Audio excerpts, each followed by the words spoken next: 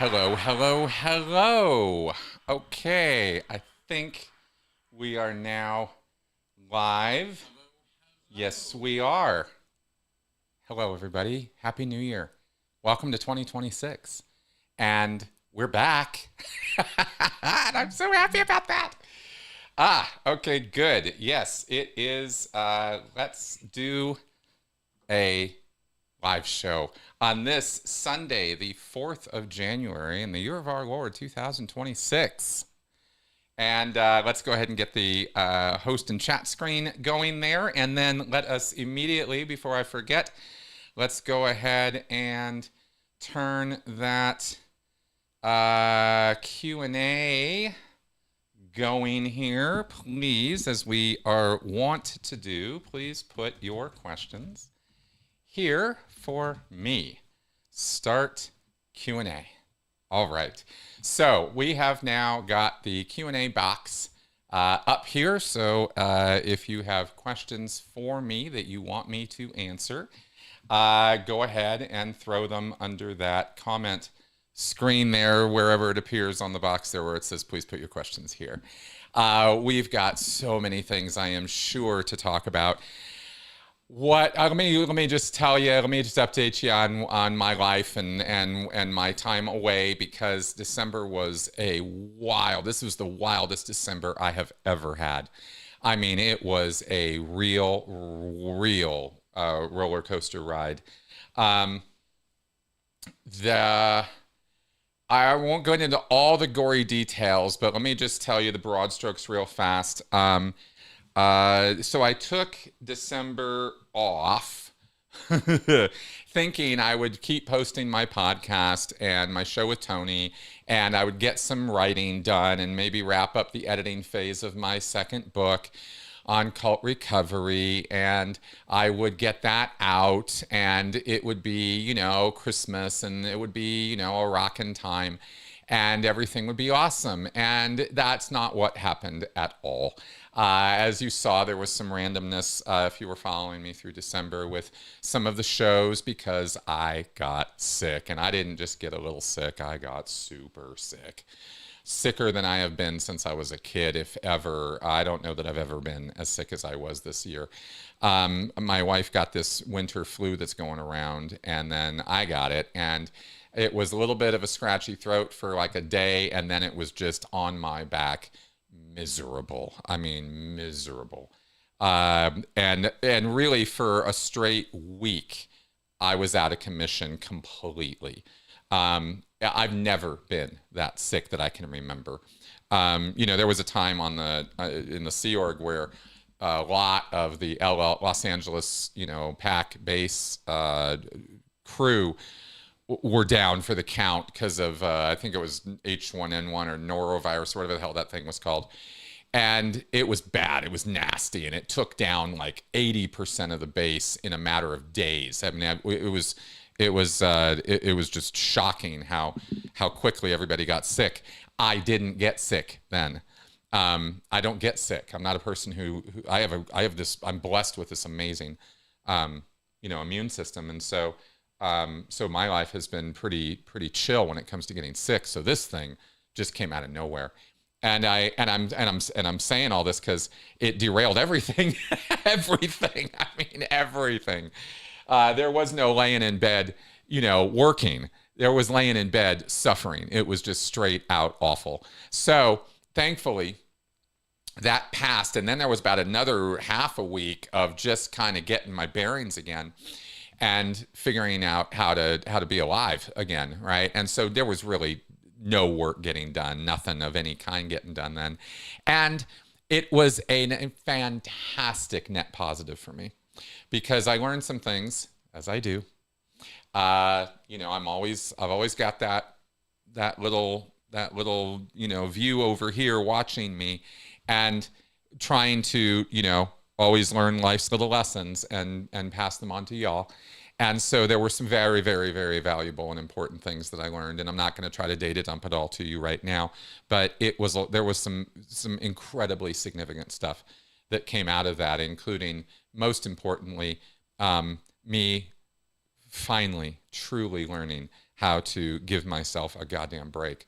At a level that I haven't had before, which is why I say truly. I mean, it's not like all the learning I've done up until now was useless or didn't help me, be able to kind of chill. You guys have been watching me struggle with that for years. But this was a whole different thing. This was a whole different approach.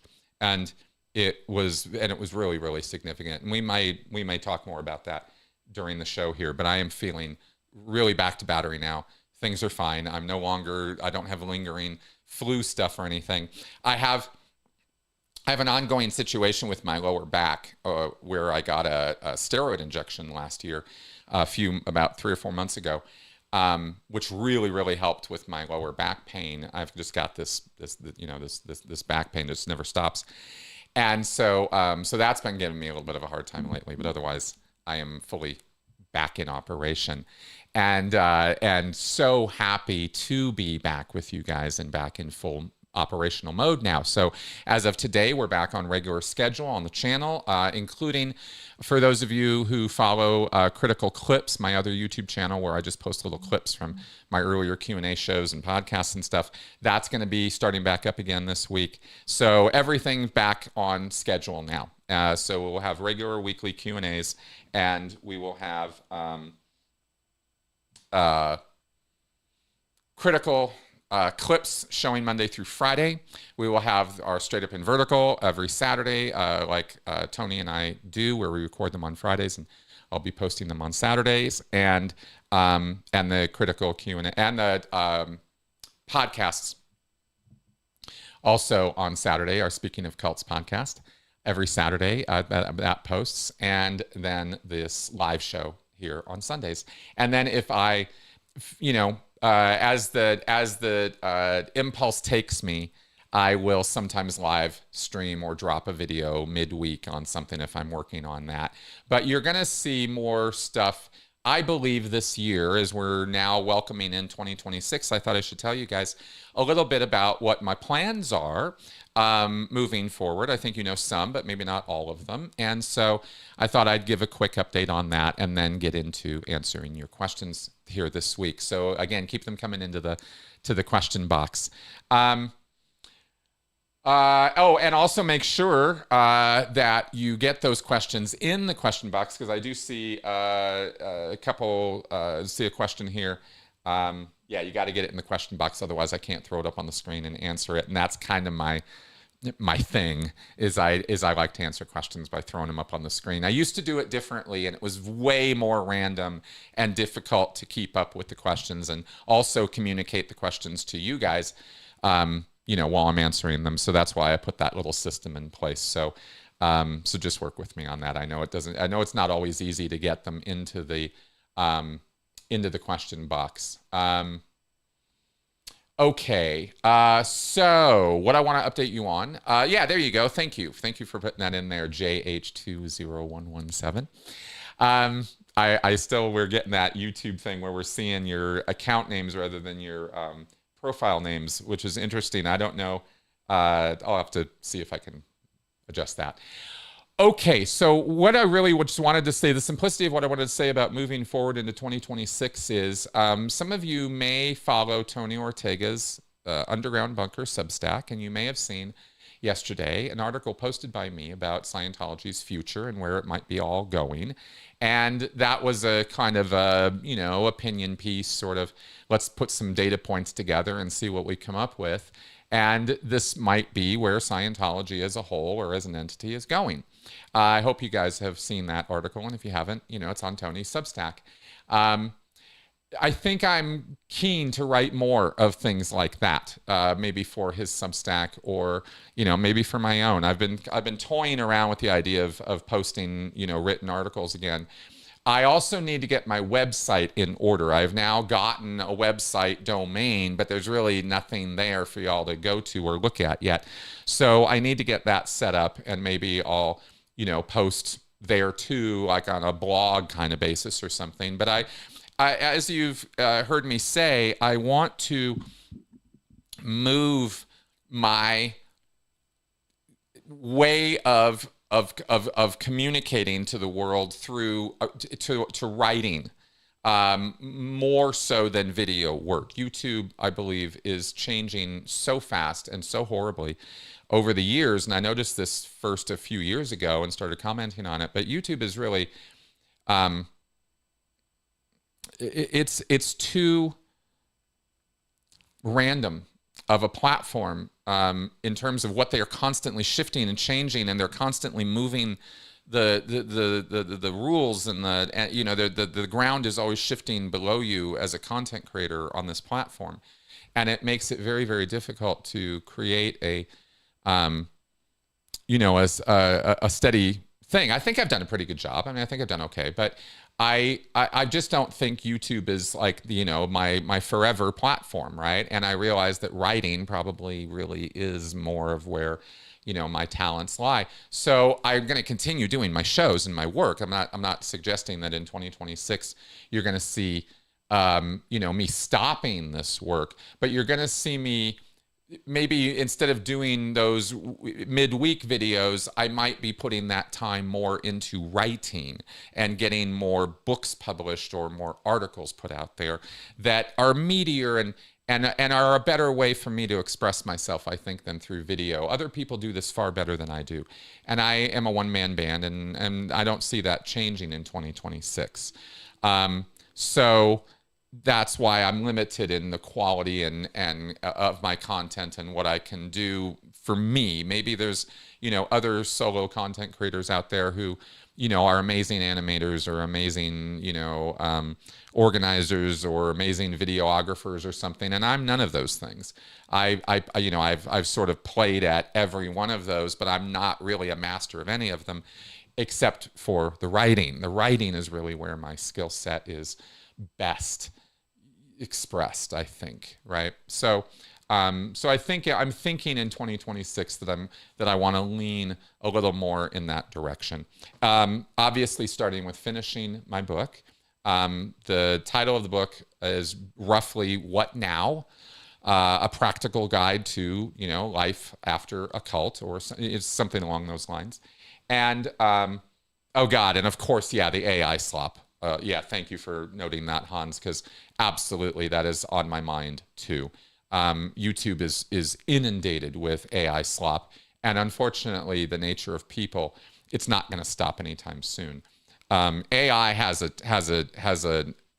time limit to it. I don't know if y'all keep up with what's going on in the AI world. I kind of do, and it's going to go the way of the metaverse eventually. But for now, we're saddled with AI everywhere because these tech companies just can't stop obsessing about it.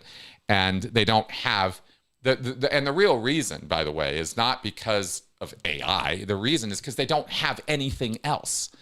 There haven't been any real big life altering changes from our tech, in quite some time. And I don't see that they're going to innovate or create something new and truly useful and different for us anytime soon.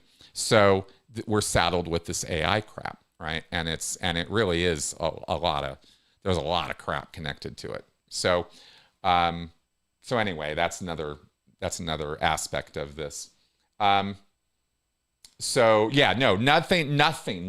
Please understand, nothing on my channel is going anywhere, and I'm not stopping what I'm doing here, right? Not at all. I'm just saying that I'm going to be leaning more into, writing, writing, this year, and hopefully you guys will enjoy what you see with that. I've got this book to do, and I've got, as I mentioned to you guys, I've got this other book to write next on the REM model and really getting that out there as a thing, because I think it's useful, and I think it's important for people to have something simple they can use to navigate this world. There's some, it's a pretty crazy world these days. So anything I can do to help you as an individual, watching this right now, to navigate your life better, I want to do. I think that's the usefulness that I have in this world is pretty much that. Okay, so I wanted to kind of give you guys that little update on where things are at with me and what happened and where we're going. And so now let's get on with your questions and see what you're interested in hearing me talk to you about. Let's start from the top. I don't have any preset questions preloaded this week. We're just going to go with what y'all give me and see where this takes us. Starting with our first question here.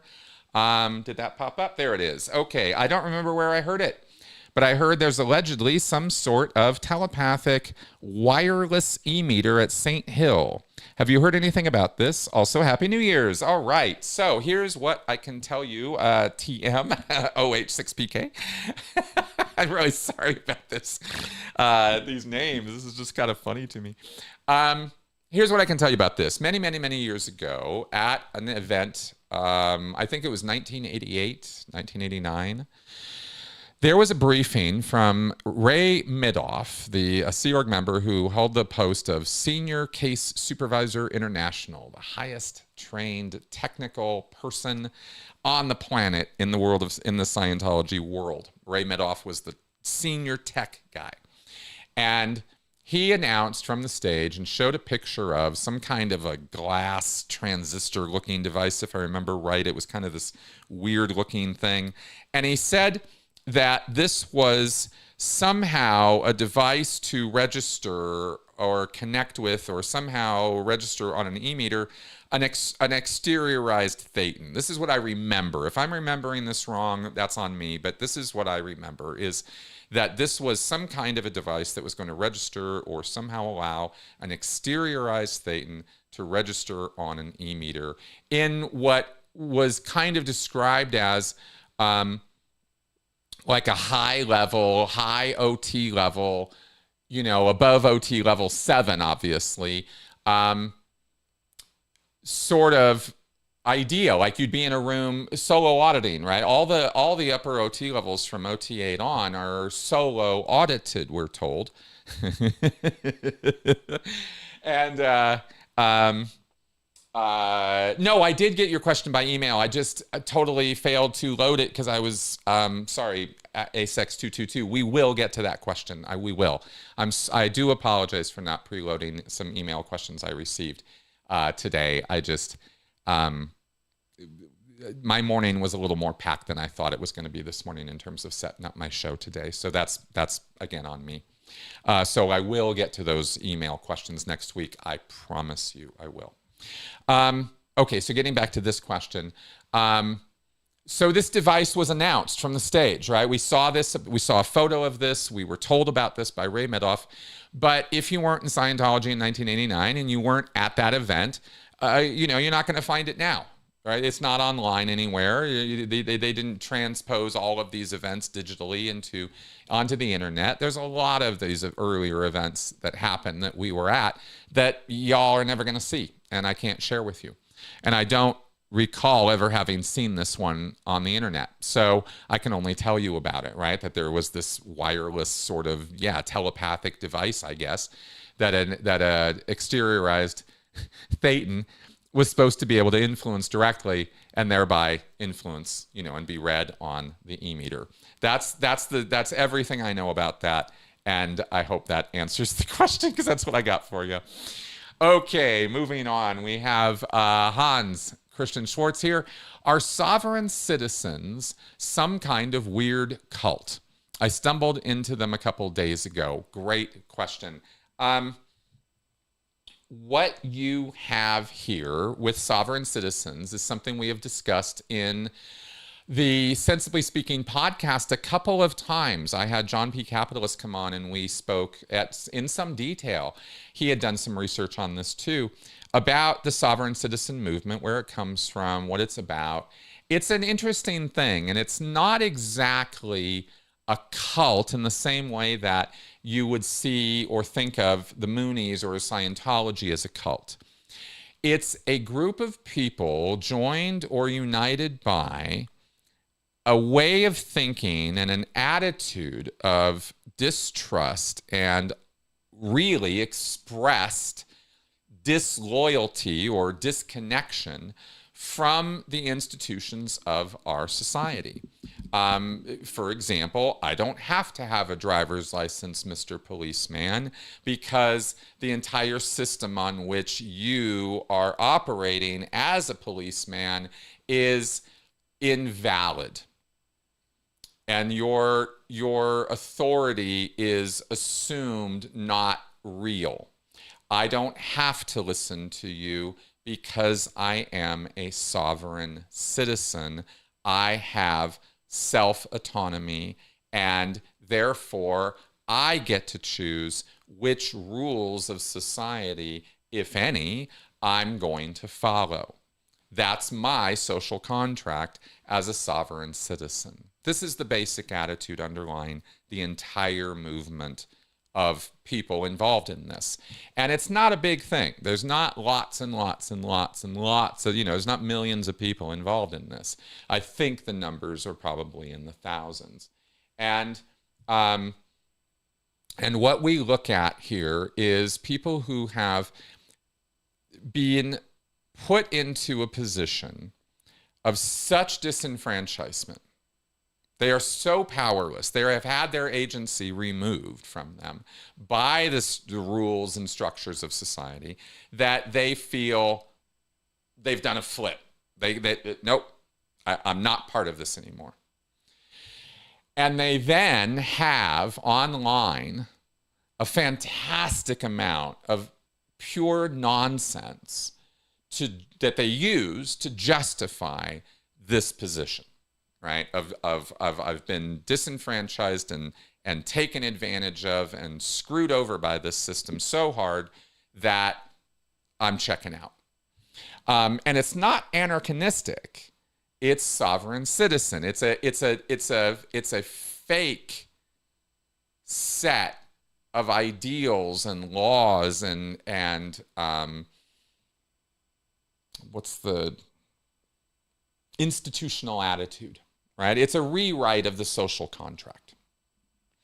And every single sovereign citizen has their own sort of take on this based on what they read and research online. They find websites or they find articles or write-ups from people about how you don't really have to follow any of the laws. You don't have to get a driver's license. You don't have to have car insurance. You don't have to have a license plate on your car. Whoever said you had to have that? What are these rules that these government people are writing, and who are these judges? What authority do they have? Who are these police forces and sheriffs? Who said they were ever in charge, right?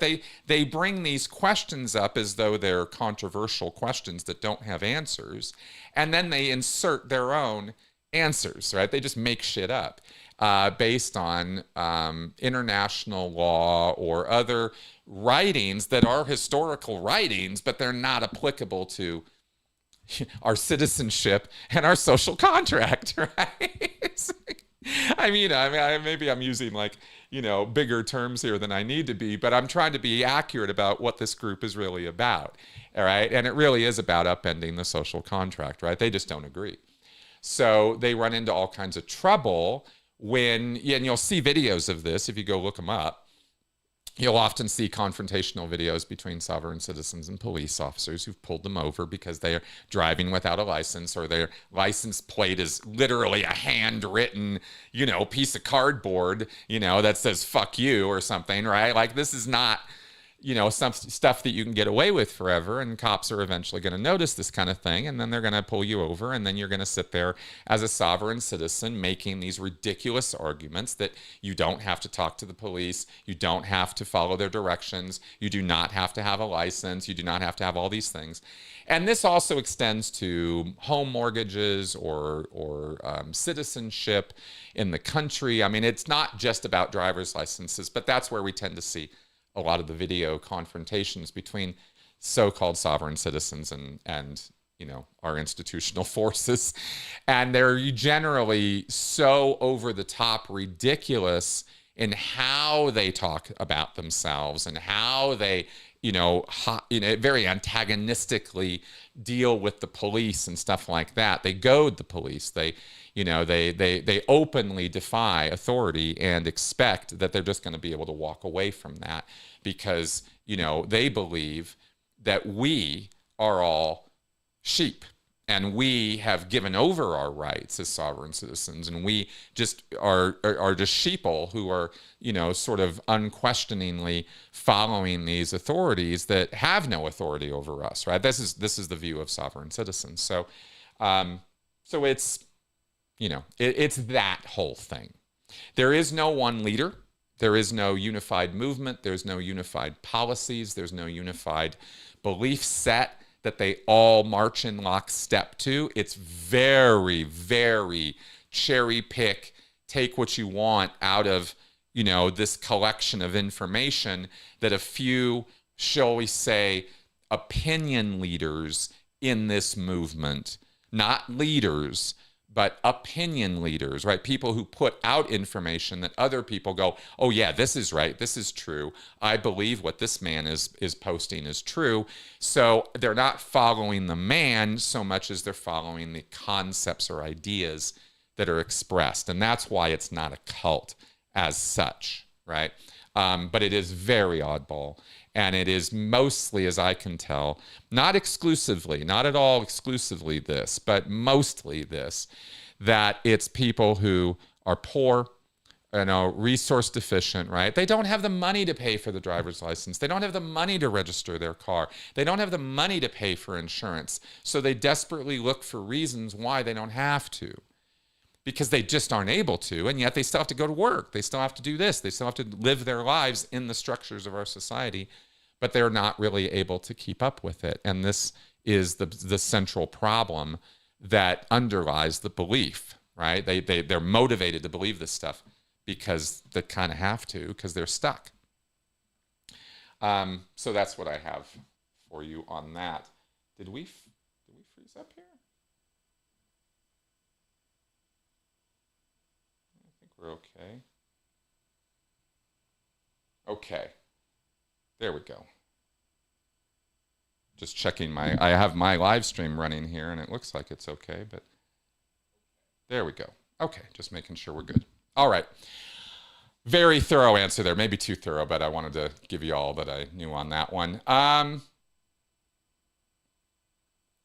Yeah, that's right. You don't have to ask where's Melissa anymore. Thanks, Xian. That's right. I do not. Yeah, I not. It says you don't have to answer this one, but I know what. Do I know what derfing is? I do not. So not familiar with that. Not going to look it up right this second. But thanks for asking. Okay, here's a great question. JH, was the letter from Hubbard putting Pat and Annie Broker in charge genuine or forged? Not trying to parrot a Miscavige talking point, but I have heard genuine differences in opinion on that from SPTV. Of course, yes. This is a very controversial thing. Here is what I know for a fact about that document. I was a public Scientologist in Santa Barbara, California, when that document was released publicly to Scientologists. It was an issue.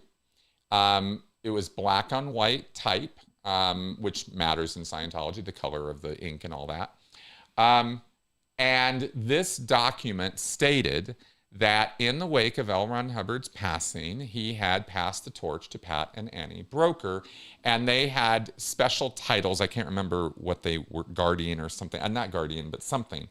Anyway, they were kind of the ones who were ostensibly now in charge, according to this document. Well, that came down, and then shortly thereafter, I don't remember how long, but not very long, another document came down. And this was the very, very, very first time I believe I ever heard of David Miscavige as a public Scientologist. He just wasn't on my radar. I was very new. This was very, very new. So I was, what was it, 80? Hubbard died in 86. So yeah, 87 is when I start No, I started doing services 85. So yeah, I'm like a year. Hubbard dies. I'm like a year in. And this thing comes down. And if I have my dates right, year and a half in as a, as a kind of a new public Scientologist. And then this issue comes down from Miscavige saying that Pat and Annie Broker are in treason and forged this document. And this is all bullshit, right? And that the standard lines are now being put in to, ensure Scientology's future, and that Scientology will be strong and, and built on a solid foundation of exactly precisely what it is that L. Ron Hubbard wanted. And apparently what Pat and Annie Broker had put out was not what L. Ron Hubbard wanted, right? This was the very beginning of Miscavige using that concept to dominate and take over, to the public at large, to us, right? And this is the first time I'm hearing about this guy. So, so years and years and years later, I hear, after I leave Scientology, about the true story of Pat and Annie Broker and the true story of how L. Ron Hubbard died and the true story of his will being fucked with and all the rest, right? All the things Miscavige did to create a situation where he basically executed a coup, right? He took over. He was not the successor. He was not the one named. He was not who Hubbard imagined was going to take over, but he did. He worked that out, and he got rid of anybody who got in his way. And he used David Miscavige, used Marty Rathbun, Greg Wilhare, Ray Midoff, and other people that he had, kind of gotten over into his fold through by hook or crook through the 1980s. He established himself internally as the power. And then when the brokers tried to, pull a fast one or whatever that was they did, he outmaneuvered them. Is that, is what the brokers did legit? No one knows. No one knows. Not really. Right? At least not that I can tell. I have yet to see anybody who actually knows, yes, Ron wanted Pat and Annie in charge. I don't know who that person is, if that person exists, who knows that for sure. But it's far more likely that L. Ron Hubbard wanted Pat and Annie in charge. It's a certainty that he did not want David Miscavige in charge. This we know because we do have testimony from people who were around at that time who make it very clear that David Miscavige was in all kinds of hot water with L. Ron Hubbard and was not the favored child and was not the successor. So this we know. We are not sure what Hubbard's actual will, if I remember right, we don't know what it was that he wanted. We have a forgery. We have a change, a fake of his signature and various things. We have very, very, very good reasons. That's right, loyal officers. That's right, they were called loyal officers. Thank you for reminding me of that, Hans. That's absolutely right. Pat and Annie were referred to as loyal officers, which comes right out of the OT3 materials. So we know certain things, but there's other things that are very, very, very conjectural as far as what Hubbard wanted. And remember in all of this that from about, I will go out on a limb and say all the way back to 1972, but certainly by 1975, L. Ron Hubbard was going fucking nuts. I mean, seeing things, that weren't there kind of nuts. Paranoia to the stars, right? He was losing the plot. So I don't know legitimately, right? If we were really trying to be above the boards about all of this, I don't know how rational or sane L. Ron Hubbard actually was through the period of the 1980s. Once he goes off into hiding, who knows how well that guy was holding it together. We know from some of his advices and things I've seen myself, he was absolutely losing the fucking plot and seeing enemies everywhere. Everywhere. And Pat and Annie and Sarge, the people he had with him in Creston, California during his final years, were the only people he trusted. We know he trusted them. He lived with them. He lived out his final years with them. So it makes sense that he would refer to them as loyal officers in the headspace he would have been in the 80s. And it makes sense he would have named them as successors before he would have named David Miscavige. And that's the best answer I've got for you from my knowledge and experience of the whole thing. Right? So, you know, anybody who's telling you for sure they know, I'd like to know how they think that, right? But that's what I got for you on that one. Okay. Let's carry on here. And remember, Crypto Fanatic, make sure to get that question into the question box so I can answer you. Jorge Matador, hey, man. Happy New Year. Do you think some politicians genuinely support or endorse the Church of Scientology? Or is it more a purely political stance they take in return for favors, i.e., or for example, you scratch my back? Yeah, I mentioned in my show with my yearly wrap up with Tony on the Straight Up and Vertical show that I believe Scientologists' relationships with government is quid pro quo. It's very tit for tat, right? It's a favors kind of thing. I don't think they have ongoing relationships with government officials or, you know, say the Trump administration or something like that. Now, when it comes to somebody like John P. Cole, Greta Van Sustren's husband, who is actually has a position in the administration, that's a different picture. That's where you actually have somebody employed, you know, within this government. So that's disturbing as fuck, by the way, that man is in a position of government responsibility. That's not good. But mostly when it comes to, say, the Trish Duggans or the Grant Cardones or, you know, David Gentili getting his pardon and commutation from Trump, that's more quid pro quo kind of relationships, I believe, right? That's more that kind of a thing.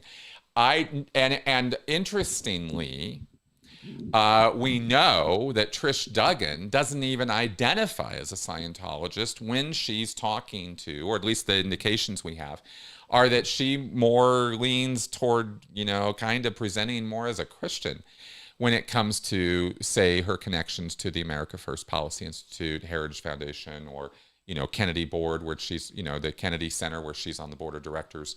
They don't know her as a Scientologist, which I found interesting, you know, as a point, as a data point.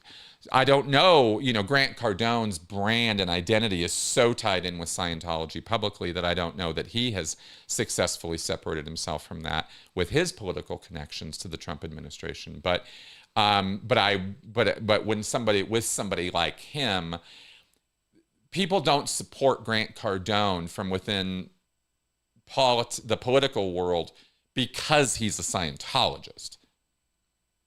Absolutely not. Regardless of whatever personal relationships these people may or may not have with you know, within the political world, the Church of Scientology and Scientology as a subject or as a religion is not something that people want to support or endorse.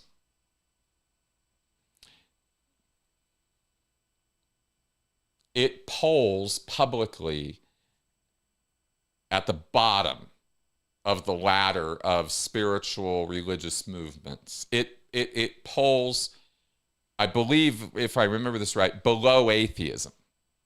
Like it's really down there, right? Like that's as down as you can get in terms of, public opinion about spiritual religious beliefs, right? Atheists are down at the bottom, and so are Scientologists.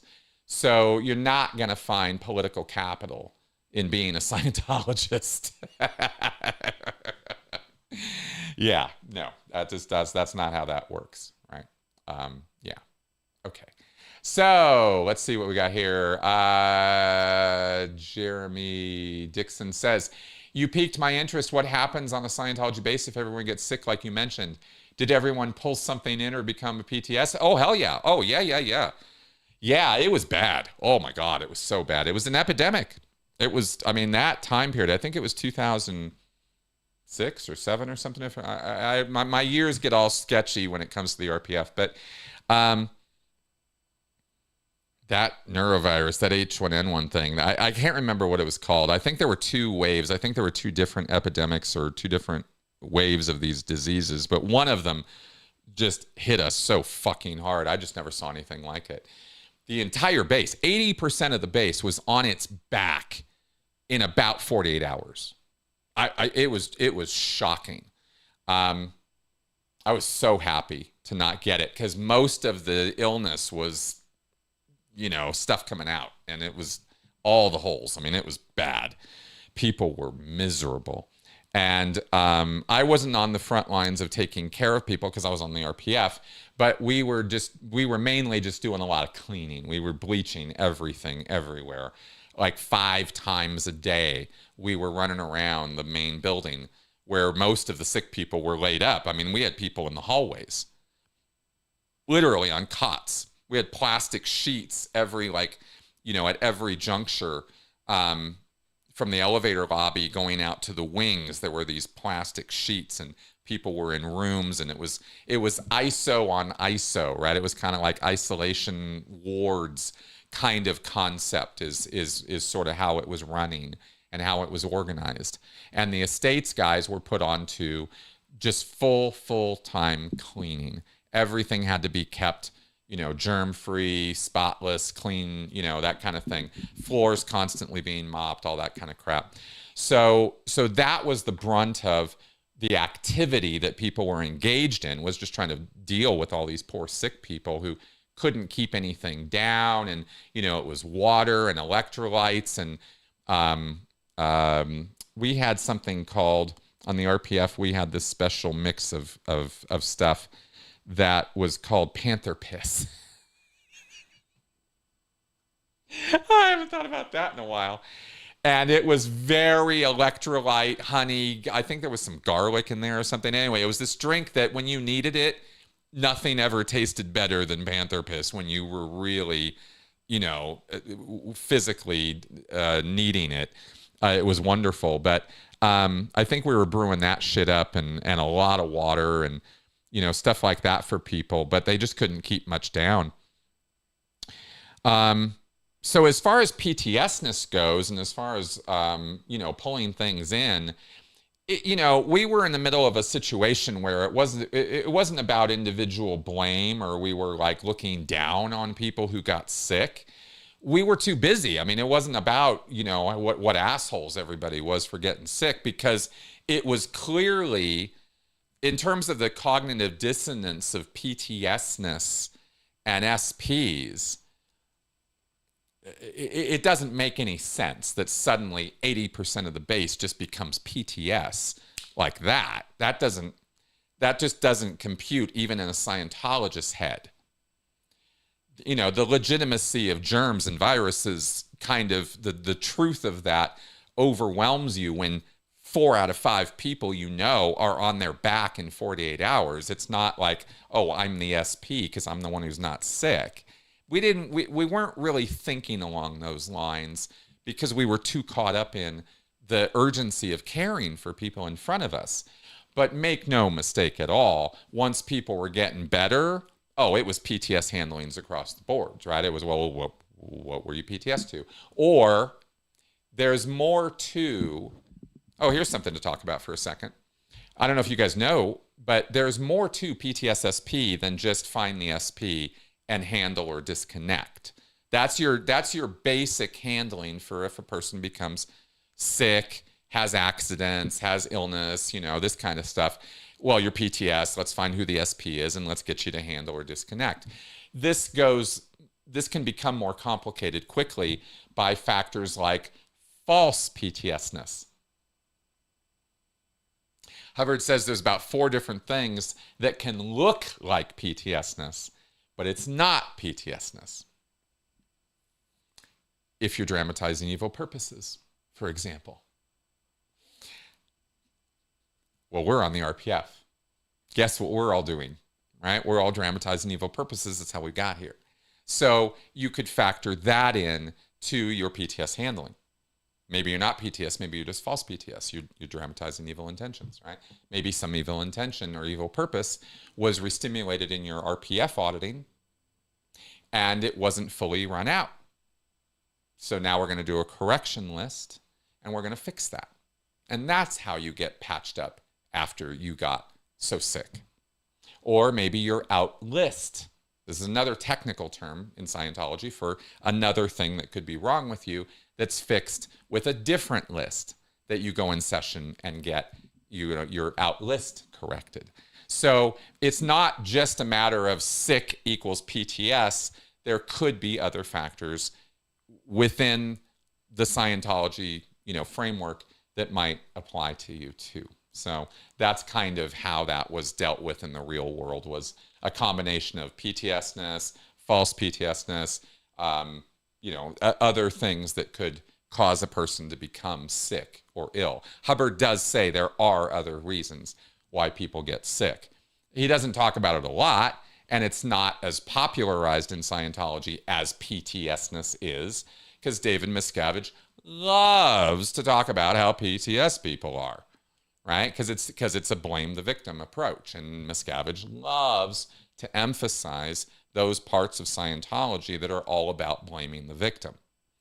But if we're being honest, not all of Scientology is about blaming the victim. There are other explanations within that technology. Okay, so there you go there. Yeah, that Can We Ever Be Friends? Because that was really something else, wasn't it? Oh my God, I should get hold of that and play that for you guys sometime. Oh, that is a goofball lecture. It was a cassette tape you would literally hand to your friends about how great Scientology is and how you shouldn't, as a non-Scientologist, use Scientology belief as a reason to cut off ties with your friends or your family, right? Can we ever be friends? Can we be friends, right? Listen to this tape, and it's given in this droll. It's the tenor and the attitude of the person speaking that really, I gotta find it because I can't duplicate it for you. It was bad. Scientologists routinely hated it. So yeah, you're nailing it there, Hans. It was definitely an indication of where Hubbard's head was at, that he thought that was a good thing. All right, moving on here. Was there a group or cult that focused on the idea of Primal Scream, not the band, as a form of therapy? How was it supposed to work? Did it have similarities or connections to Scientology? Okay, all right. Now I'm gonna, I actually know a lot about this, but I'm gonna look this up here, right? Because there is a Wikipedia article, not about the goddamn band, but about the psychology book, and we'll just go with that. Okay, in 1970, you have a book put out called The Primal Scream, Primal Therapy, The Cure for Neurosis. And this is a book by a psychologist whose name was Arthur Janov, and he describes his experiences with patients during the months he developed what was called primal therapy. And this primal scream therapy is a trauma-based psychotherapy created during the 1960s who argued that neuroses is caused by the repressed pain of childhood trauma, which is not always true at all. Janov argued that repressed pain can be sequentially brought to conscious awareness for resolution through re-experiencing specific incidents and fully expressing the resulting pain during therapy. Get the idea? It's a reliving kind of thing, right? And we're going to scream, or we're going to cry, we're going to rant our teeth, we're going to chew the carpet, we're going to, right? And we're going to let this pain and trauma out, and it's going to come out, and it's going to be a wonderful thing, right? And in this way, this reliving, re-experiencing concept, in that sense, it has ties with or is similar to, some concepts in Dianetics of re-experiencing, reliving a thing in order to let go of or sort of relieve the trauma. And this is early trauma work. This is how people used to think trauma could be dealt with in the psychological world. And they were wrong, but they didn't know they were wrong. They had to kind of go through this whole phase of this. This is not a bunch of evil people doing evil stuff. But, when you have things that you say are true, which are not true, and then you insist upon it and demand people do things that they really don't need to do in order to relieve their trauma, you can create real problems for people. And you can trigger their trauma and leave them in triggered states and get them thinking that they're supposed to have gotten rid of their trauma, or it's supposed to be out of them now, but it's not. It's still there, because screaming about it isn't necessarily how you go about getting rid of trauma, see?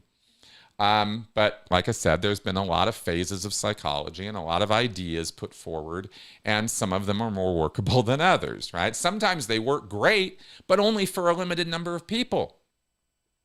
It's a wonderful principle for 10% of the population, but if you insist that it applies to everybody, you're the asshole, right? Because it doesn't. And that is something that kind of gets worked out over time as people, fall for these things and fall into them. And we see that it works for some people, doesn't work for others, or has varying degrees of workability, because that word, it works, that concept is really, you got to appreciate the subjectiveness of that phrase. It works. What does that mean? What do you mean it works? It made me feel better. Okay. That doesn't mean it got rid of your trauma.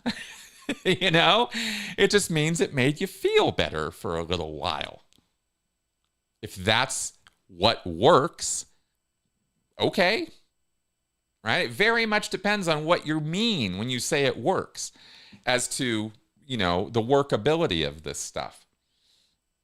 Re-experiencing here, for example, right? Primal therapy is used to re-experience childhood pain, felt, i.e. felt rather than conceptual memories, in an attempt to resolve the pain through complete processing and integration, right? Is to lessen or eliminate the hold that early trauma exerts on adult behavior. That's the idea. And unfortunately, one of the other things that happened in the 60s and 70s was group communal therapy models were created, and some psychologists of very loose moral structures, right? Very, very different ideas about good and bad than you and I might have, used those communal therapeutic communities like little cults. And there was pseudotherapeutic cults, are what we refer to them as. This was part of our study and research when we were doing coercive control, my program on that. And so pseudotherapeutic cults are absolutely a thing.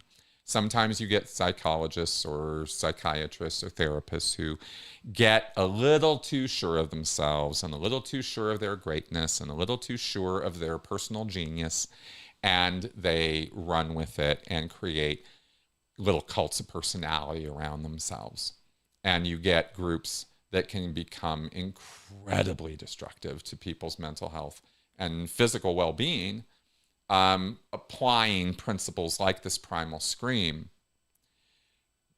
to the exclusion of any other principles, right? Or it becomes, well, the psychologist or the psychiatrist who's in charge is now dreaming up their own therapeutic modalities, and because they said it, it must be true, right? You get that cult of personality authority thing going on where, where it becomes delivered truth because the cult leader said it, rather than because I did any research or any studies or any experimentation. That's not how we're doing things now, right? In this group, I say it, therefore it's true. And that's where you get your classic cult framework fall into place. And it can happen with therapists just as easily as it can happen in the religious world. So we saw some of that, right, in the 60s and 70s around things like Primal Scream. And that sucked. That really sucked for the people involved. Lives were ruined as a result of that kind of thing. So it's similar, with Scientology in that sense. Scientology is very, very much a pseudotherapeutic cult from a certain point of view, right? With the whole auditing thing, that's pseudotherapy. And so, that's where the connections are, I think, as far as your question goes. So, yeah, there you go with that. Cool. All right, let's carry on here. This is fun. Oh, we're almost up to our first hour here. Okay, yeah, as I mentioned earlier here, I sent an email. Did you receive it or do you not want to answer it? No. I want to answer it. I'm sorry that I didn't have the time today to set them up in the thing. That is my bad. I completely apologize for that. I was doing some other things this morning that consumed my time that were Scientology related, but I can't tell you anything about it. So all I can say is I'm sorry that I didn't have the time to set that up this morning. But your questions are important to me, and I will absolutely get them up next week, and I'll just empty my question queue. So if you have anything else for me, or if you want to make sure your question got to me, feel free to email me again, but I will make sure we deal with that. All right. Next question.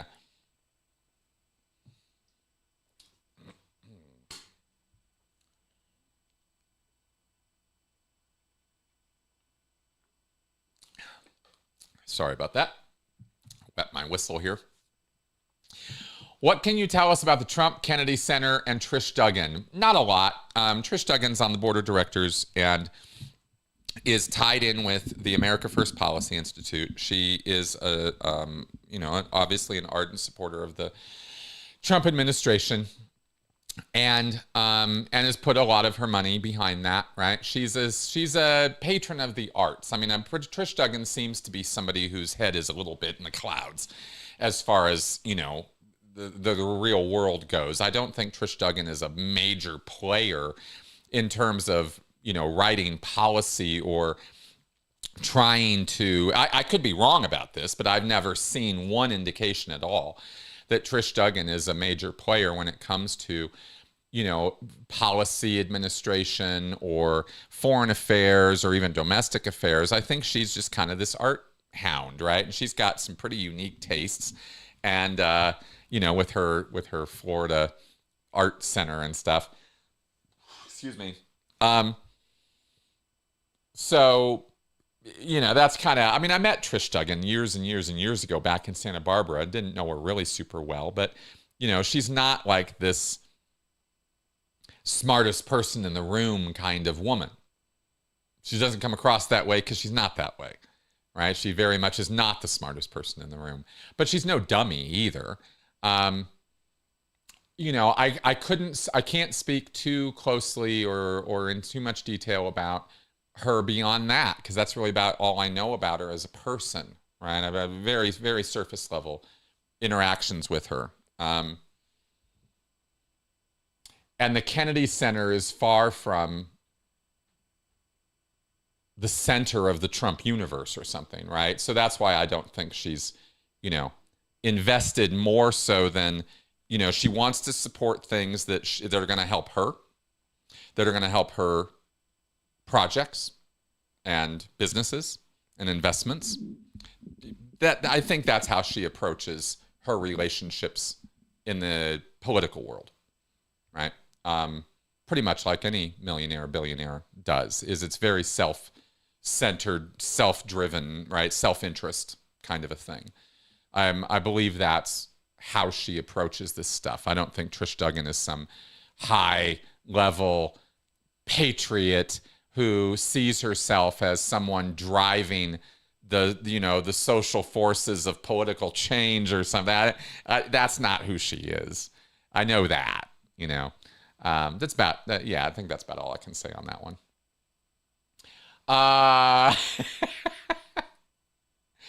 Okay, XIN, Dick Van Dyke is officially too old to play with Legos now. The box says they're for ages 4 to 99. How would that be? Yeah, I think Lego limits themselves kind of funny that way, ages 4 to 99. I don't know why they don't just say 4 to the little infinity symbol or something. It would be more appropriate for Lego because you never outgrow Legos. All right. Okay, XIN asks, will the proposed new health savings account plan or lack thereof affect you or Melissa's health insurance? I hope not. It's a changing, fluid world these days, and the healthcare system especially is going to be something that I think is going to see a lot more controversial change in the near future. So I don't think anything is really set in stone yet. I'm not fully up on all of these new proposals and changes, so I'm going to go a little broad on this, right? More broad than otherwise. Right now, I'll just say our insurance situation is as most people's in America is insurance secured through one's employment rather than through government structures. Obamacare was a valiant effort in the direction of, some government universal health care. This country doesn't know how to do that well and doesn't know how to simplify its structures or systems, and that's not going to change over the next few years unless we see reform at a level that I don't see as realistic. So I think things are only kind of going to get steadily, progressively kind of worse rather than better when it comes to things like this. There is no one in charge. Let's be clear about that, right? There's no people in charge of our healthcare system. I mean, you understand the monstrosity of, of the system and the. Well, let's just talk about that for just one quick second since you've asked about this. Even more meta, even more broadly, there is a severe lack of appreciation on the part of most Americans. I have no problem saying this. There is a severe lack of awareness or appreciation of the complexity of the systems that we are in. Our political systems, our government structures and institutions, our logistics frameworks, the way you get food, the way you get medicine, the way you get clothes, the way you have shoes, the way your car is produced and repaired and operated. The systems around us that provide you with the quality of life that you have are far, far, far more complicated than you generally appreciate. That's a very safe thing for me to say, because very few people ever bother to even look at what it is that provides them with what they have. We talked about sovereign citizens earlier as a perfect, extreme example of what I'm talking about. These are people who are truly the most incurious, uninformed people you could ever encounter when it comes to how the world actually works around them. They've created a completely delusional headspace around themselves as to how the government works, how the world around them actually, how roads are laid, how all this works. Most people don't think twice about this stuff. right? They're not, most people are not at the disgustingly stupid level of sovereign citizens, but they are radically uninformed. And healthcare is a perfect prime example of the exact kind of thing I'm talking about. Everybody thinks a few levers, a few switches could be pulled, and everything would be great. You know, and it's not. And even people who think it's really, really complicated still suffer from this illusion that somehow somebody's in charge of this. And they're not. It's not like that, right? This system is built on, it's like Troy. You know, there's a city, but then there's 9 layers of city, right? And every layer adds another level of complexity and culture and stuff to it. And it just keeps building on itself. It doesn't simplify itself. It gets more and more complicated. And, you know, and so when you bring up, you know, this kind of thing here with, you know, proposed new health savings account plan, this is just another layer on top of all the other layers that already don't work for us. You know, so do I think it's going to affect our health insurance? I hope not. You know, but I don't know. I don't know what these changes are going to bring, and nobody does. Not in any real sense, right? We have ideas of what's going to happen maybe here or over here, but you know, in the big picture, look at this. You know, you just have to appreciate the complexity of the system that you're talking about. It's a Swiss watch. Our healthcare system is like a Swiss watch that you know, all those little gears and things that have to work together so precisely. But imagine it about 5 miles wide and 5 miles high. That's the complexity that I'm talking about. And so here's another thing thrown into the mix called a, you know, health savings account. Yeah, okay, whatever, right? It's not really addressing the actual problem. So, or problems. You know, like as though there was only one. Okay, so that's all I'll throw out there on that one. Really just kind of an effort on my part to get you to look more deeply and think more deeply about our systems, because that's what we lack in our citizenship and in terms of why we're not dealing effectively with a lot of stuff that plagues us these days. Right? It's not like it's all our fault. I'm not suggesting that it's our fault.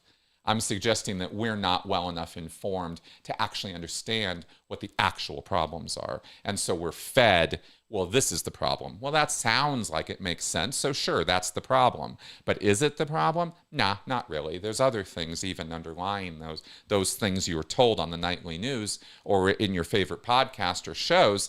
Those are legit problems, but are they the real problems that cause the systemic issues we face? Probably not.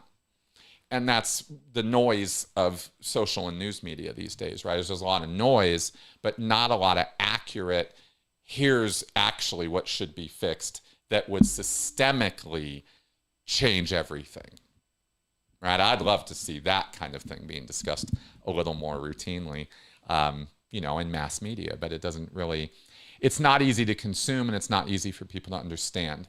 And that runs into the problem of human nature itself, right? You can't give everybody a 5-hour briefing on how all this works. Most people aren't down for sitting for 5 hours and hearing it, right? So that's the push-pull of all of this. Xian asks, I've heard of the Rehabilitation Project Force, but what is the DEX Project Force? Great question. So the DPF is your much less severe place to put people who have fucked up in the Sea Org. It's a Sea Org thing. Staff at the Class 5 orgs and the churches don't have a DEX Project Force. This is Sea Org only, just like the RPF was. And the DPF still exists and is what's basically replaced the RPF as a whole, as I understand it, within Scientology. So the Sea Org has a ranks and rating system and an organizational system of individual orgs, right? A management org or a service org that you're going to be in the Sea Org, right? You're either going to be in some kind of organization that promotes Scientology or runs Scientology, or you're going to be part of a service organization like an advanced org or a St. Hill org level org that delivers to the public. That's the Sea Org. That's what the Sea Org is doing as a whole. When people join the Sea Org, they go to what's called the Estates Project Force, the EPF. That's your boot camp. You go there and you work on estates projects. You do renovations. You do yard work. You mow the lawns of the base. You care for the flowers. You sweep the streets. You serve some food right out of the galley. Maybe the EPF goes down there and cleans the dishes after the meals get done, right? Somebody's got to run all those damn dishes through the dishwashers. Let's have the EPF do it, right? And you refer to the people who are on the EPF as EPFers, or the EPF. And they are organized in little units, and they run around and do these little projects. And every day they have a new set of projects that they do, whether it's cooking or cleaning or this or that or the other thing.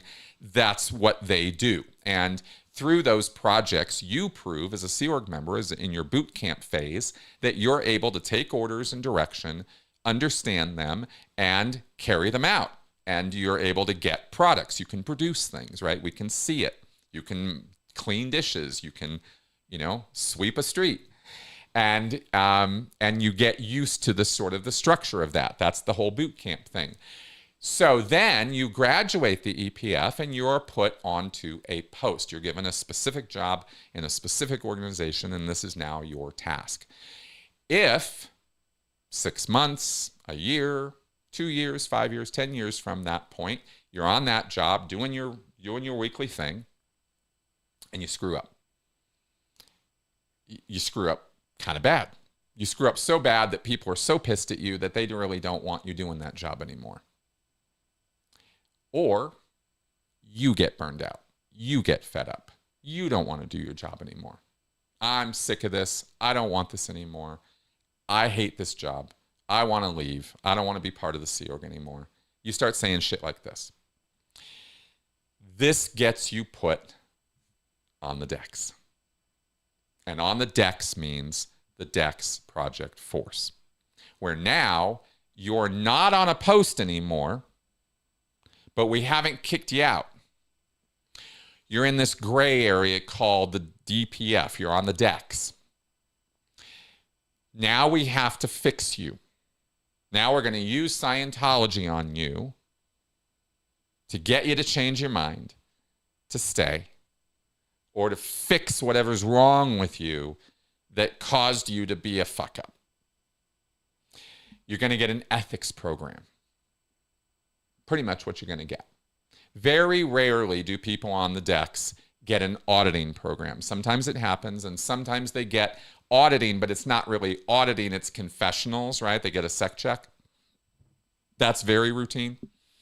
But it's not like the RPF, where you're twinned up with somebody and you have to train how to be an auditor and you audit each other on a co-audit.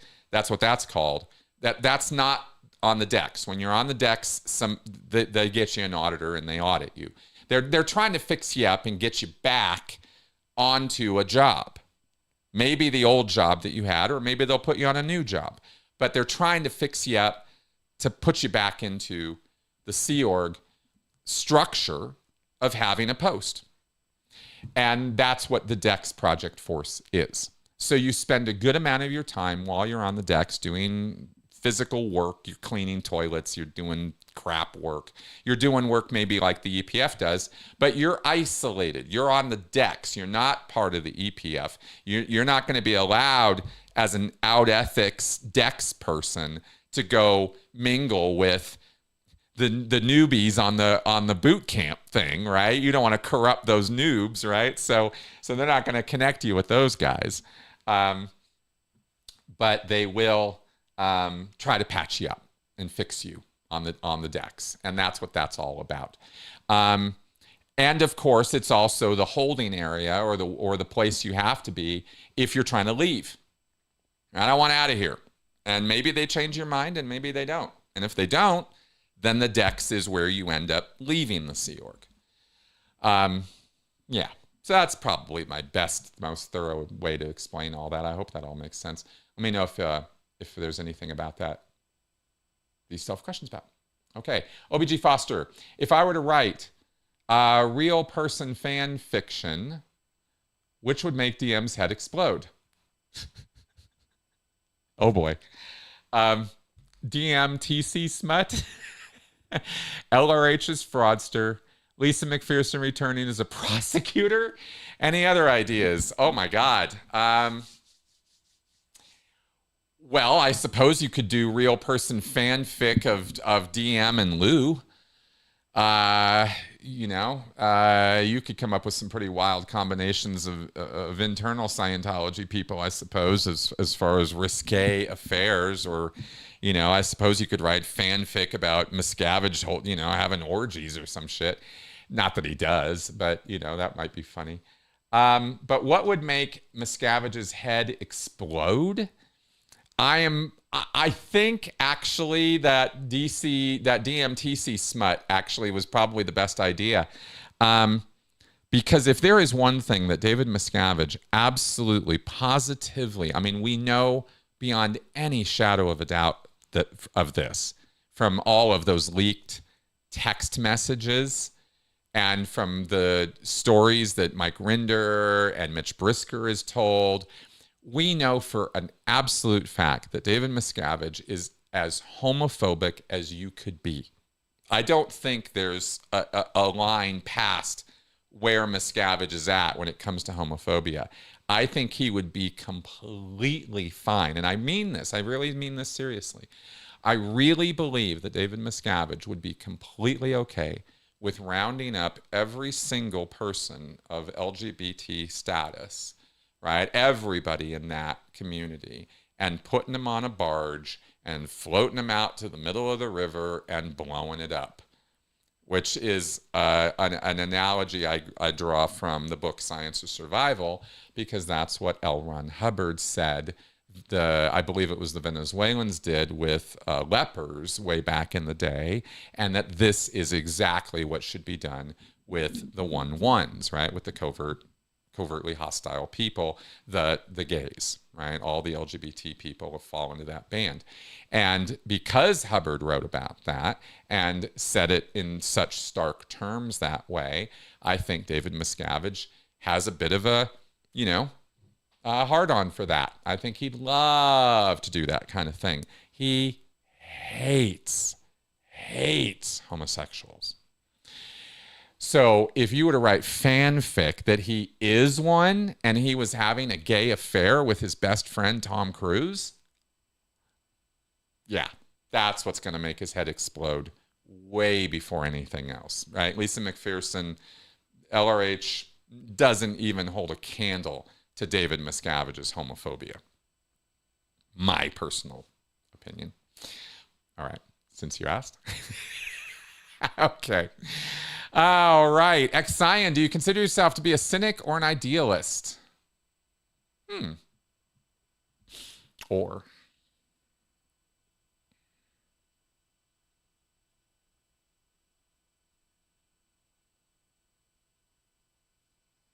I am not a cynic.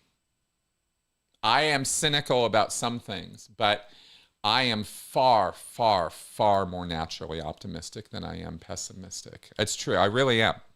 I default to that. I default to optimism. I can be pushed or neurologically driven to be pessimistic, for sure. Right? In other words, you get into a hypervigilant state, you fight or flight turns on. And when that's a habit, which it is with ex-cult members, it's a very bad habit, then you can express an awful lot of pessimism and an awful lot of nonsense from your hypervigilant state. And just a little, just between us girls here, that is one of the number one problems in our world today, is that way, way, way too many of us are stuck in top, at top gear, right? We're stuck in a neurological mode of operation of fight or flight. We're constantly hypervigilant. And this is a very, very serious problem for a lot of people right now. So that causes all kinds of problems with your thinking, because you can't think yourself out of that state. You have to address your nervous system differently. This is one of the things that came home to me this last month. That was very, very important lesson for me to learn. And I'm not going to go too much into that right now because I don't want to go off topic, but it's part of the answer to this question, because how you think is a direct reflection of the state of your nervous system, not the other way around. You don't think your nervous system into fight or flight. Your nervous system goes into fight or flight, and then your thinking starts getting like, and that's the sequence. But we don't experience it that way, and that's how we sell ourselves on so much of our own bullshit, right? When it comes to pessimism and cynicism and a negative outlook of the world. What I just said to you is probably one of the most important things I've ever said. It's really, really important. And so when I look at myself, I realize that a lot of my expressed pessimism to you guys, rants I've gone on, stuff like that, has come from that, right? And it's not really the most rational place for me to be, and which is why I'm not going to be doing a whole lot more of that, right? I don't want to rant and rave and get all like, rah, with you guys, because that's not really me being my best me. And you deserve, if I'm going to go on camera, I should be my best me, right? And my best me is not an idealist anymore. I'm a realist now. I would not call myself an idealist anymore. I would say I used to be an idealist. I used to be an incredibly strong idealist. I have had very, very, very defined, very sure, very specific ideals. And some of those ideals were based on very, very false information about how people are. So they were false ideals. They were ideals that just are not achievable in any universe at any time. And I've had to temper that through learning and through experience and through working with other people. It teaches you a great deal about people and about yourself when you work with others. My consultant work is just a fantastic learning experience for me every single time I work with somebody else, because that's what that's what I'm there for. And so the ideals start surrendering to the realities of where people are really at and what they really need versus what you think they need. Big difference. So that's how I try to approach things now, is from a much more realist point of view, but realist not meaning that everything's going to hell in a handbasket and we're just here to watch it happen, right? That's not what life is, and that's not what your life or my life should be. So that's how I think of myself in a broad way now. I hope that communicates well. Okay.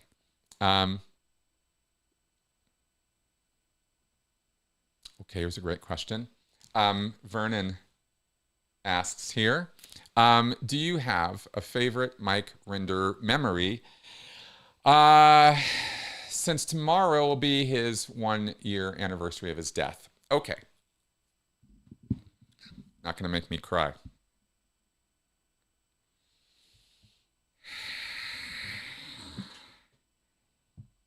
Favorite memory.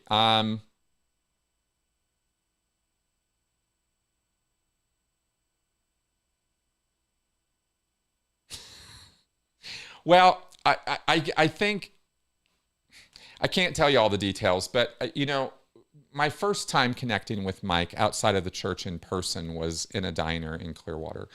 And it was many, many, many years ago, just a few years after I got out. And I wasn't yet in the headspace clearly that I'm in now, where I understood things at the level that I do now. So I wasn't, I look back on that conversation, that breakfast that we had, and I can't remember even a lot of what we talked about, to be honest with you. What I remember and what I took away from it was Mike's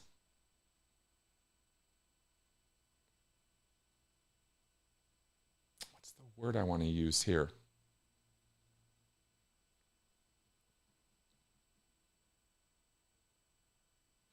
Not good spirits.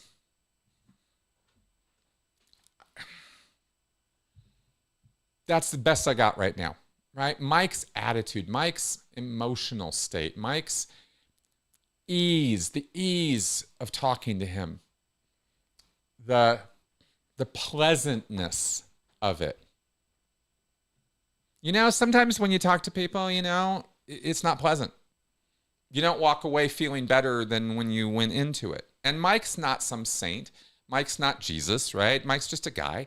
But he brought to my conversation with him, an ease, a friendliness, an honesty, an openness that was a little unusual for me at that time, right? I hadn't had a whole lot of that yet. And especially not from ex-Scientologists, and especially not from high-level ex-Scientologists. I was still very much into, in my mind, I still had a Scientology hierarchy framework of Mike is, this former int management, int staff, former worked with COB, former head of OSA, like all these things that mean abso-fucking-lutely nothing in the real world or to who a human being really is. None of that shit matters. But to me, it still did, because I was still kind of there, right? As anybody would be when you're leaving a group, right? It takes a while to let go of all that crap. And that was all still kind of there. And Mike bypassed in a way, right? Like kind of undercut, kind of nullified a lot of that just with the way that he was. And that's why I think why it sticks out with me as a favorite memory, is because he just made me feel better about myself just by being who he was, kind of in a way. And that's a quality you can't fake, and that's a quality you cannot artificially create very easily. It's a thing that human beings just get from each other at an almost, very human kind of exchange. Don't want to make too much out of that or make it sound like some spiritual experience. It wasn't. It was just Mike being Mike, but I wasn't used to that. So it was pretty cool. It was a pretty cool thing. Yeah. Okay, here we go. What's your take on Stranger Things ending on a whimper? Clearly they never had a proper plan on how to end it. That's for goddamn sure. I'm not going to be super, super, super down on Stranger Things. It's not my jam.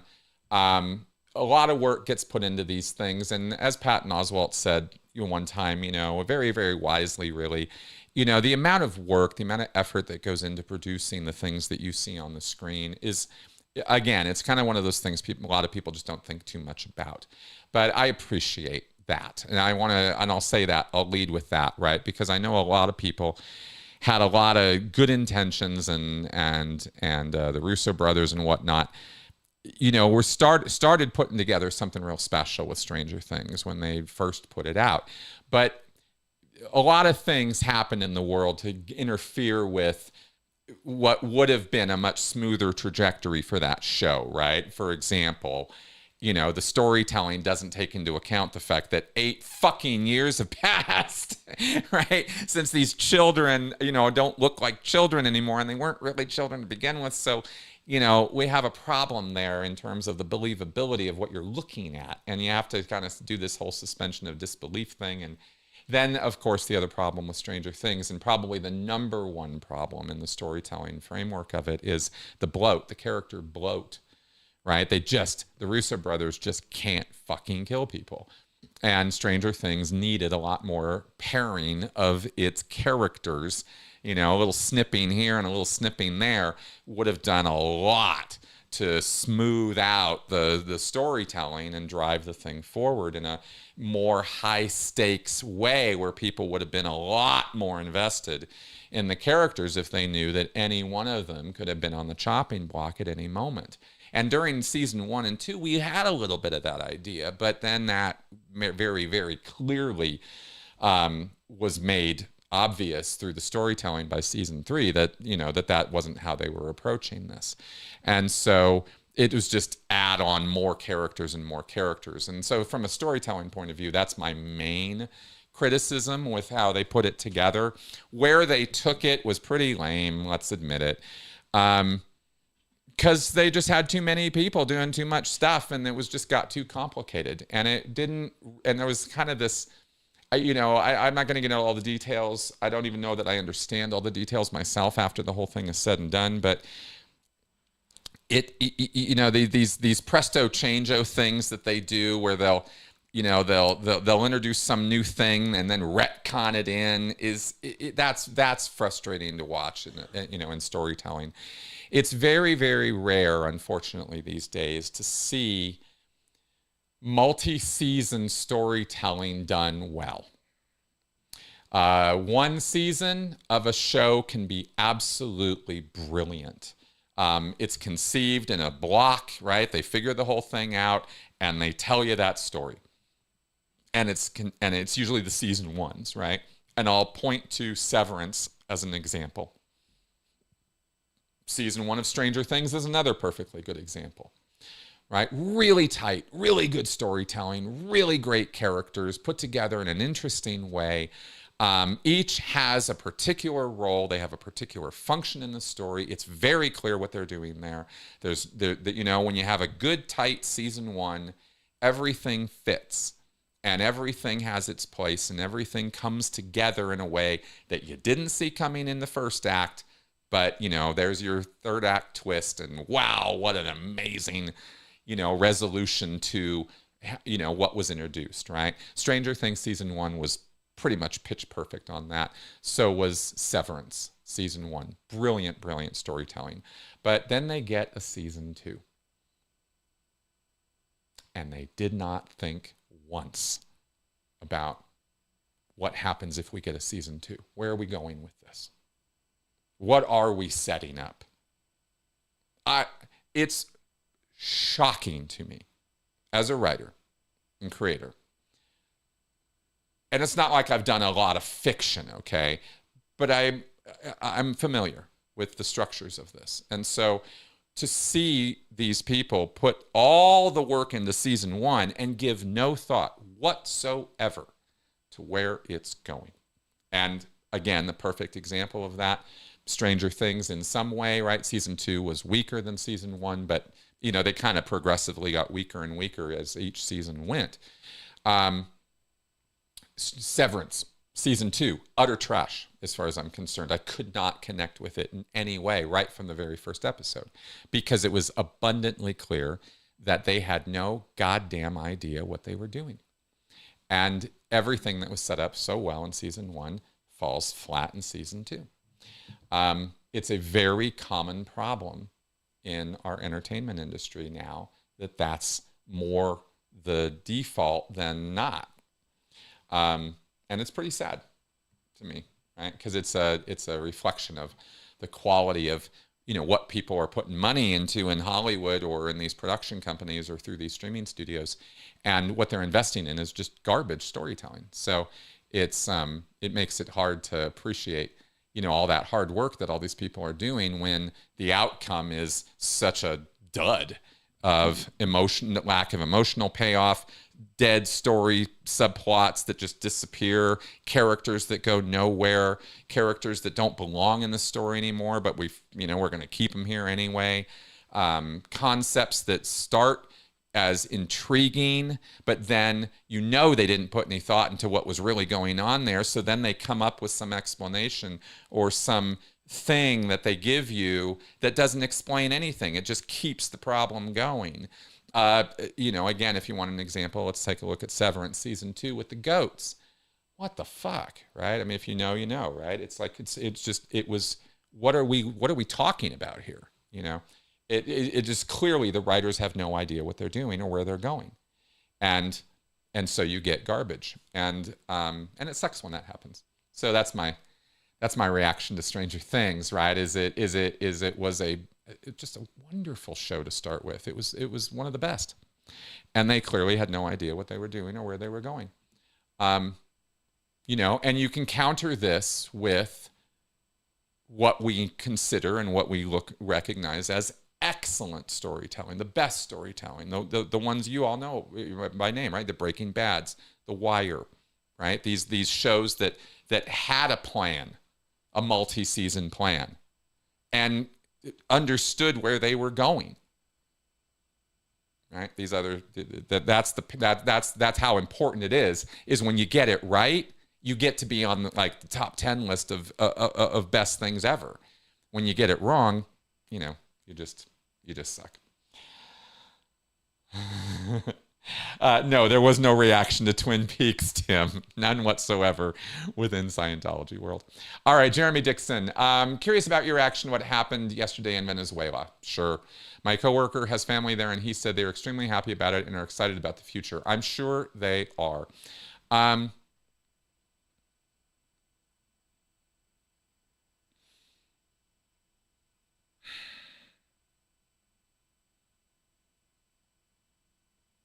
Okay, I'm not going to rant. I'm not going to rave. I'm not going to go on some tear about personalities. I'm going to try. Here's a New Year's resolution for you guys.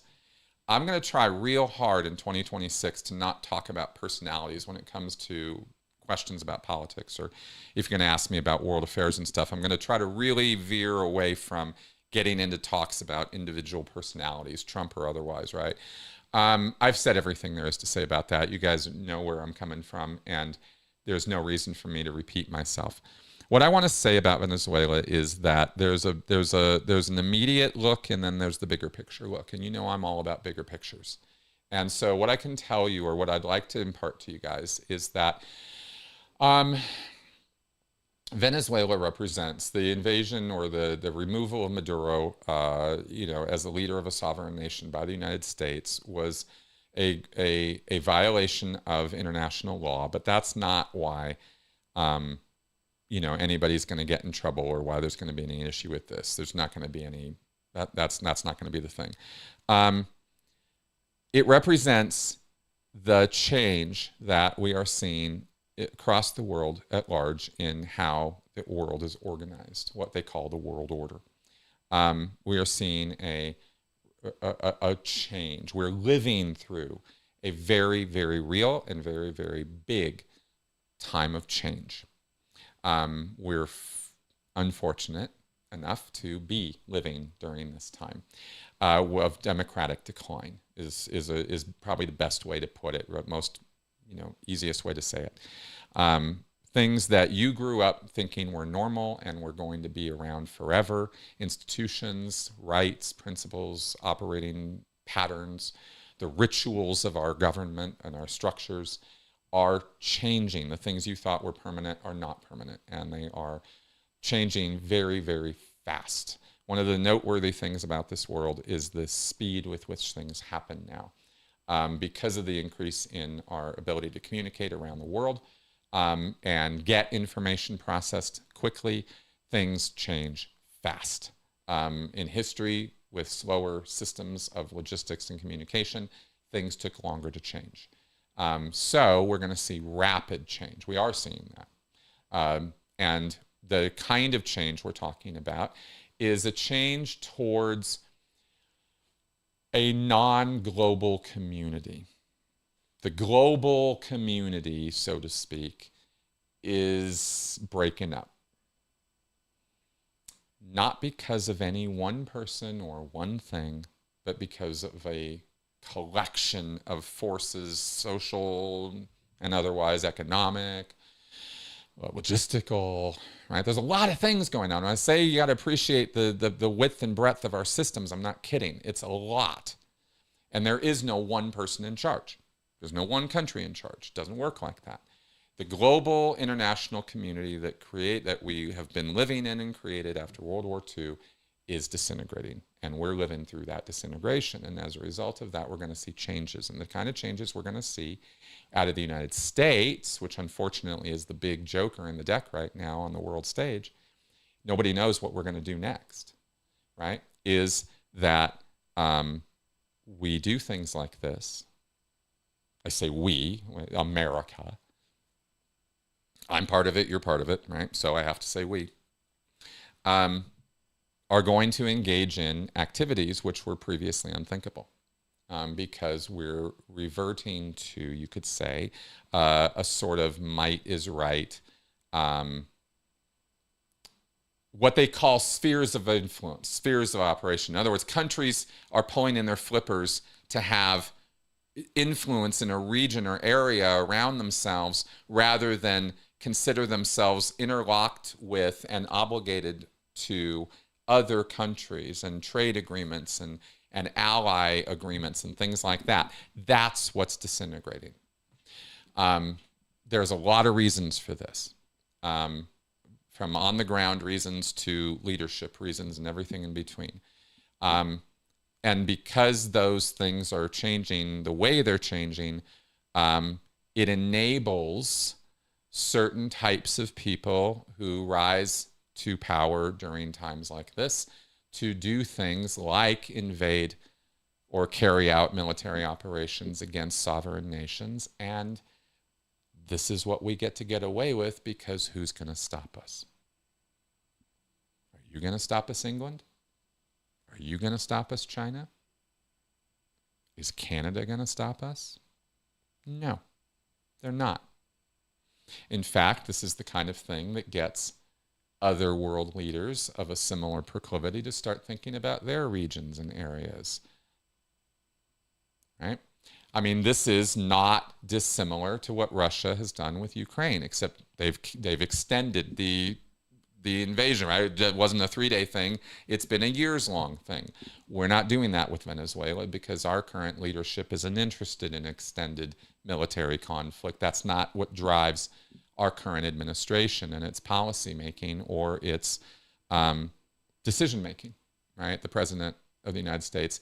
Again, I'm not trying to get into personalities here, but it's just the fact that, it's not a long-term thinker. So that is, something that drives American foreign policy right now, is very, very, very opportunistic short-term thinking. And so we get what we're getting. Random events of use of force in an unnecessary and highly unpopular way just because they can. It's a whole different way of approaching power and influence than what we're used to or what we grew up learning about or thinking our country was about. We didn't used to be this way, but times are a-changing. And this is not an unusual act at this point, and it won't be the only time this kind of thing happens. And it may well be that America's not the only kind of aggressor in this way moving forward. As we see countries, again, withdrawing from the global, interconnected, we're all one big happy family working together in allyship and trade. Yeah, not so much anymore. And so individual countries will have much more individual sovereignty, I suppose you could say, right? Independent thinking as to what they're going to go about doing. And depending on the social, economic, and logistical forces at play, let's say, right? Resource management, I include under logistics, right? Availability of resources, food, energy, things like that, will depend an awful lot. Those kind of things will drive the decision-making of foreign and domestic leaders. Individual gain, opportunism, right? What can I get out of this? Will be a much, much, much more commonly asked question by government leaders moving forward versus what do we possibly create out of this together? Those are the days that are sort of going into the past. And again, there's no one person in charge. There's no one person who has done this. There's no one group who has done this. There's no cabal or collection of billionaires that planned this. It's not like that. And so Venezuela will be left adrift. We will not be doing, structured regime change and taking over the country and running it. That's not what Trump or this administration are about, or even capable of, any more than the Bush administration was capable of, dealing with Iran, Iraq, or Afghanistan. America isn't set up to do what would need to be done in order to carry out a transfer of power or a transition government in Venezuela, let's say, right? We take Maduro out, everybody in Venezuela is super happy. Everybody on the world has varying opinions about this because Maduro is such a fucking asshole. And because the Venezuelans hated the guy so much, it's a good thing that America came and took him out, even though it is a radically bad and horrible thing that America went in and took out the leader of a sovereign nation just because they wanted to and could, right? That's not a good thing. It doesn't, in terms of, if you think of good as an international community of allyship who mainly operate together and relate to one another through trade, then these kind of acts disrupt all of that and make it impossible to continue to have a system of global relationships like that, right? It's impossible to maintain that in the face of an unpredictable superpower that will wield its superpower whenever it wants, however it wants, wherever it wants, as long as nobody can stop them. Who's to say that's wrong? Suddenly the morality changes. And that's kind of the point I wanted to make here in answering this question, is the morality, the moral layer of the playing field of international relations is changing. What is previously unacceptable is now becoming acceptable. And I'm sorry to say, it's only going to get worse in that direction. I'm not trying to say that we're going to invade Mexico next year. What I am saying is that the president of Mexico right now, Prime Minister of Canada right now, Putin himself right now, all of them have no idea what America is going to do next. And you cannot maintain what we've had in the face of that. So it's kind of anything goes, right? And that unpredictability creates instability, which creates the changing world that we're in now. So that's my big, smart take on that, And you will see, Petra, you're going to see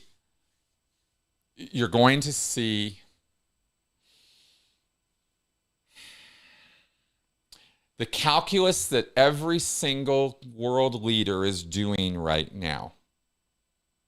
Every one of them. How do we extricate ourselves from our ties to the United States? How do we do that? And how do we do it without pissing off America, right? How do we do that? That's the problem there that they are faced with right now. And that's not a problem that they should have as far as I'm concerned, and probably as far as you're concerned. But it doesn't matter anymore what you and I think as individuals. We're not in charge. And all we can do at this point, and this is not a statement of pessimism or doomerism, I swear to God, it's not. It's a realist statement when I say what we can do is slow this shit down. We can't stop it from happening. So if we act and if we organize and if we work together, right, at the local levels, we can enact change at that level and with each other. That's what we can do. Big picture, you ain't stopping what's happening. Nobody is.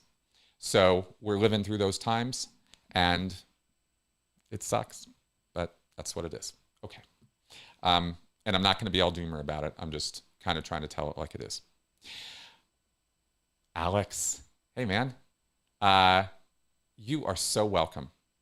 Oh my God, what an honor to be number 4. Dude, you should, I mean, I'm a little surprised you weren't number 1.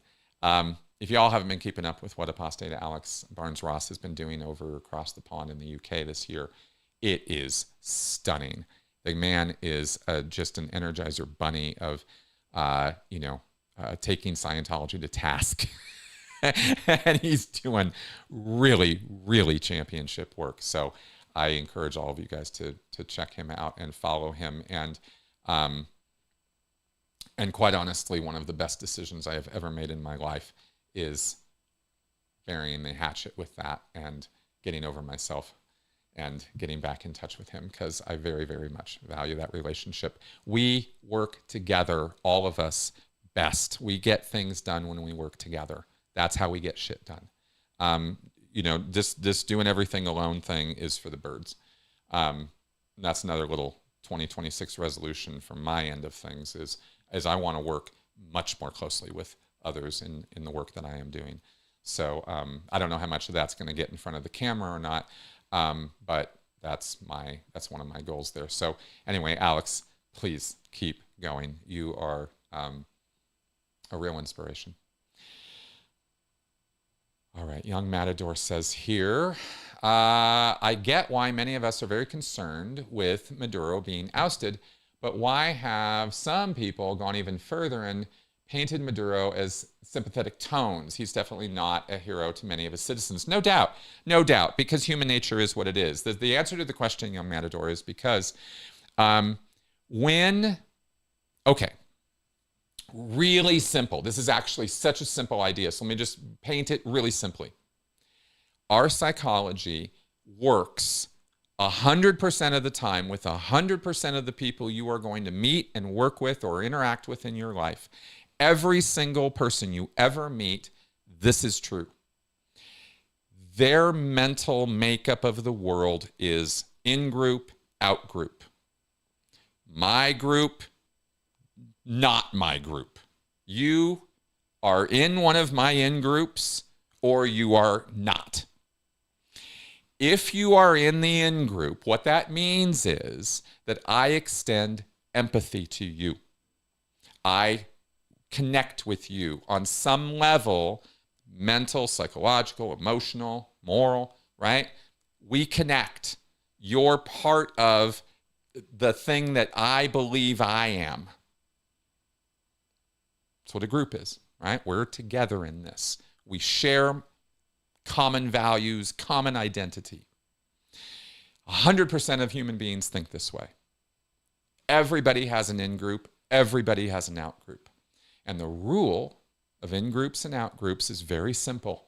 If you are in my group, you have my sympathy, support, compassion, and understanding. If you are in the out-group, you are some degree of my enemy. You are some degree of I don't have to care about you. There is some degree of go fuck yourself. That's what it is to be in an out-group to a person, right? And we all have lots and lots of groups that we're part of or we consider make up our identity, right? From father to lawyer to, athlete, baseball player, whatever it is you do, bowler, right? Writer. We all have our groups. We got lots of them. But this in-group, out-group thing is the psychological basis of this. And it is the thing that we use to judge whether we're going to agree or disagree. And if something is in the out-group, right?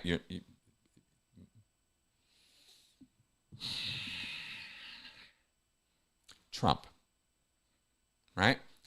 Trump's in the out-group. I hate everything the guy does. Everything he does must be bad because he's in the out-group. I can't agree.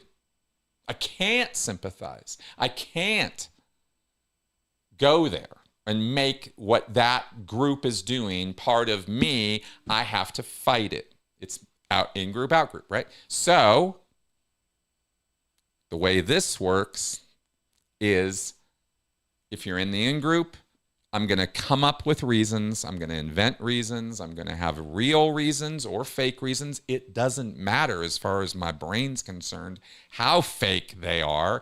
As long as they make sense to me, those reasons are the reasons I support my in-group. And if the out-group is doing something, I have to be against it. And let me come up with my reasons for why what that group is doing is bad or wrong.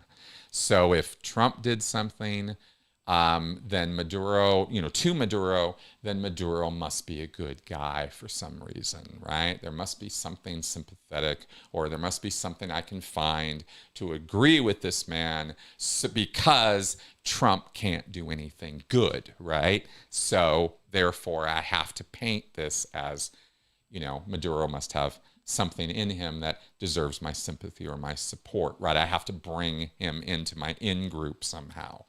This is illogical, stupid-ass thinking, but it's what people do. So that's why, that's the answer to the question. Right? That's why. It all comes down to in-group, out-group.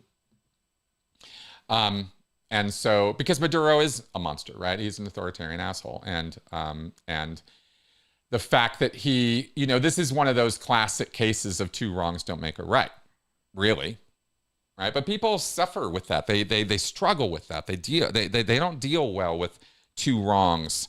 It's hard for that. It's much easier, way easier, in group, out group. Okay.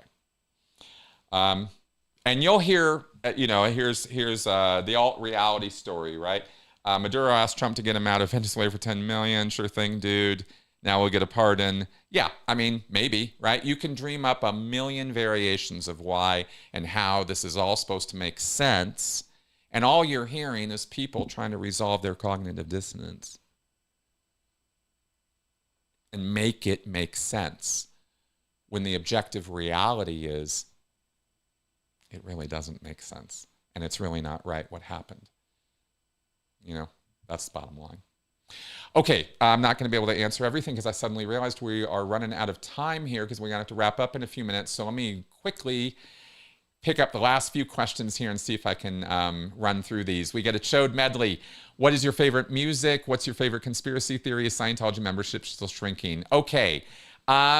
Lately, my favorite type of music has been kind of techno trance mixes, but I'm all over the place with music. I've also been bouncing back to the 1970s and listening to a lot of James Taylor, Gordon Lightfoot, Fleetwood Mac, and 70s hits. So I'm kind of all over the place. As far as my favorite conspiracy theory, I still love Flat Earth. I just think it's the most hilariously stupid set of ideas I have ever heard in all of history. I've just never heard anything quite as elaborately stupid as Flat Earth. It really does keep taking the cake for me. And yes, Scientology membership does appear to still be shrinking overall. Okay, TM asks here, when you saw the OT materials online initially, did you try running them? Fuck no. I was overrunning anything by the time I read the OT levels. I was already done with auditing as a concept, and I already knew I was never, ever, ever, ever going to pick up the cans again for anybody. For any reason. There's no reason anybody would ever be able to put me into an auditing session ever again. So no interest in that. Xion, did you ever try to fully duplicate a messed object in order to as-is it and make it disappear just to see if you could, or any other Scientology fundamental? No, I didn't. I knew the theory of it, and I knew that if I could duplicate utterly this pack of cards all the way back down to the moment of conception of every single atom that makes up this pack of cards, that somehow I could make it disappear. But I knew I didn't have the OT faculty or perception or power to be able to pull that off. So I could never as-is stuff. Okay, and final question here for the week. TM asks here, were there video games in the Sea Org? Did Scientology made video games? No, No, we didn't have video games in the Sea Org, and there were certainly no other.